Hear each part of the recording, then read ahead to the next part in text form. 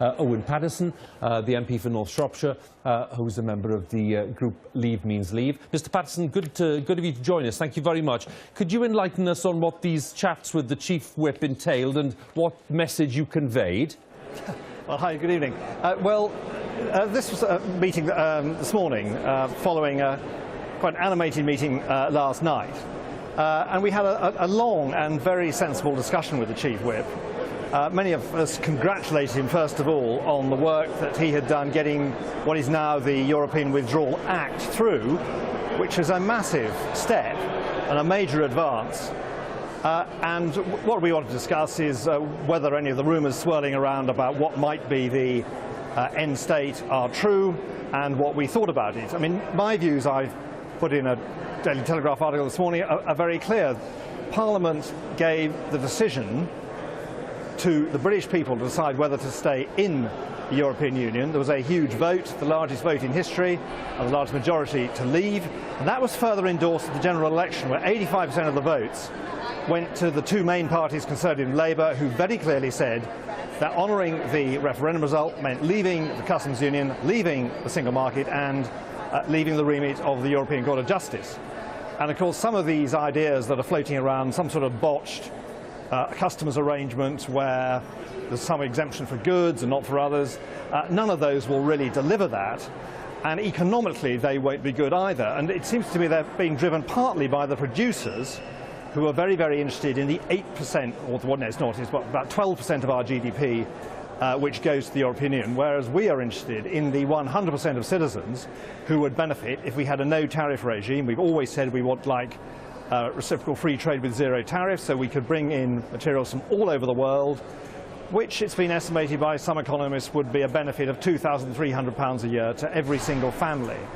So we talked around this at some length. He reassured us that it is absolutely the government's intention to stick and honour the manifesto commitment to leave the single market, customs union and the remit of the ECJ. And that was confirmed again today when I raised it with the Prime Minister in Prime Minister's questions. I pointed out that President Macron is subjecting every one of his cabinet ministers to a performance review, and I suggested that when each of them speaks up and makes a contribution around the cabinet table on Friday, she judges that contribution and ultimately judges the whole deal which they finally agree on against those three very simple criteria. Will we be really leaving the customs union? Absolutely leaving the single market, so we can take the advantage of cheaper materials around the world, take the advantage of trade deals with the growing parts of the world, which sadly, according to the European Union's own analysis, is not Europe. The European Union says 95% of world growth in the next 20 years is going to be outside the European Union. The big interest here, one of the big interests, Mr Paterson, is the way that you reacted to these reports of, well, you call it a botched deal or compromise, according to some of your colleagues. You're clearly taking that potential very seriously. You're clearly taking the reports very seriously. Is it your view that that is what the Prime Minister is about at the moment? Well, I think neither you nor I know. We have not seen what the papers are that are going to be submitted to the Cabinet. But the other point, just forget the economics completely, is the political point that the British people were given an absolutely deciding vote. And what they've gone and done for the first time in history, and this is a constitutional phenomenon, is every referendum up to now, they've gone along with what the establishment wanted. So if you look at the original 1972 referendum, the Scottish, Welsh, Northern Irish, and the AV referendum, the people helpfully endorsed what the establishment wanted. This time, to the horror of the establishment, they've gone against it. And we have a phenomenon. Now, it was actually endorsed again by the referendum result, where 85% of the votes went to Conservative and Labour, who said to honour the referendum result, we have to leave single market, customs union and the ECJ. If that's not done, my statement today is that it will do catastrophic damage to the integrity of the whole political process. Who will ever believe politicians again? Who will ever decide it's worth voting? And all sorts of unpleasant things might well come out of the woodwork. So it is absolutely incumbent on every one of those cabinet ministers on Friday to think long and hard what they agree. They absolutely have to honour that manifesto commitment, because what we saw in the local elections is that the Leave vote out there, the sympathy, is as strong as ever. I'm going to put it to you again, Owen, because I'm just going to underline the point. You know, you are being very forceful on this.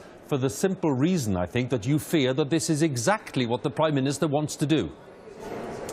No, I don't. No, it's not quite fair. I mean, we very much respect what the Prime Minister and the Chief Whip have done, getting the Withdrawal Act through. Don't forget that is a huge historic step. But you're quite right. We are, and it was very clear at the meeting last night.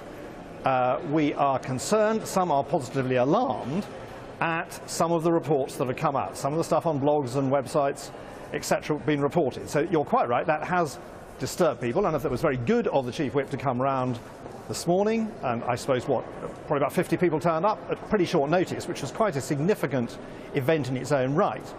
So you're quite right. We are concerned. We wouldn't have bothered him if we hadn't been concerned.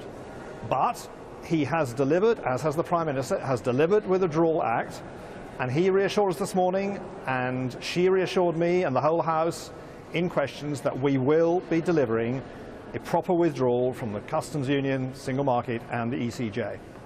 We're all waiting with bated breath to see what happens. Owen Paterson, thank you very much for joining us once again.